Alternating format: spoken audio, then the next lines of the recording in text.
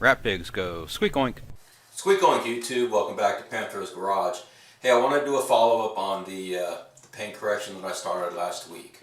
It's done, and took me about a week to complete for various reasons. I'm old and fat, number one, and number two, there's a different type of paint on this car. We'll get into that a little bit later on.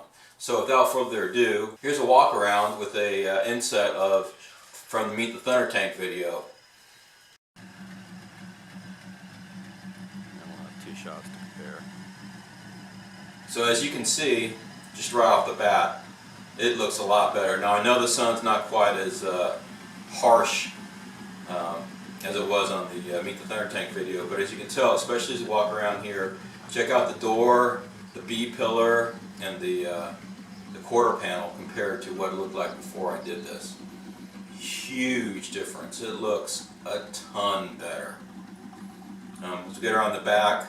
I used a little bit of plastic headlight cleaner on the Pontiac logo. Kind of brought that back to life a little bit. I'm really happy with the overall look of the car.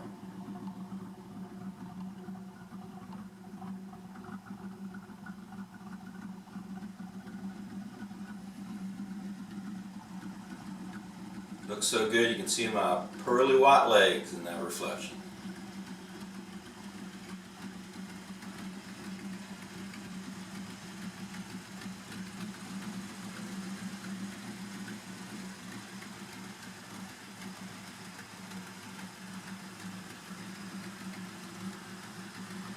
Alright, that was the whole walk around. Looks really good. Final thoughts.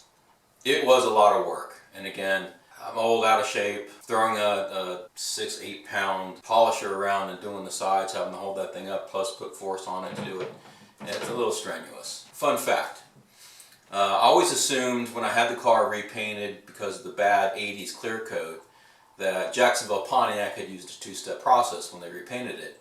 Well, I found out very quickly when I was compounding it that that's not the case. There's no clear coat on this car. It's just straight black paint. And because of that, it would basically gum up my compounding pad. I can only do about a panel, like a fender and half a door before the pad would become so filled up with old paint. Even when I was blowing it out after every time I was doing a pass, I'd have to stop and actually take it upstairs and wash it clean, and then wait for it to dry the next day. So I really couldn't do more than about a panel or and a half a day. So it would have taken me a week regardless, unless I wanted to go out and buy a bunch of new pads. This is the last time I'm going to do paint correction on this car. The paint's, you know, even with all the swirls gone, there's rock chips and, as you saw in the paint correction video, bird poop scarring and all sorts of other stuff on it. That's not going to come out. So I'll probably just try to keep it clean, keep it waxed, maybe do a light polishing on it occasionally if I happen to see some light swirl marks, but I'm not going to do another compounding thing on it. The next time I do something major in terms of paint will be to take it to a paint body shop and get it repainted. So the final verdict.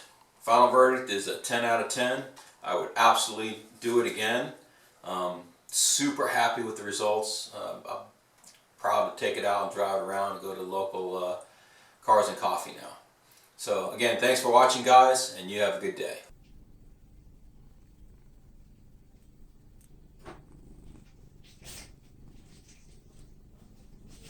Cats love a rat pig.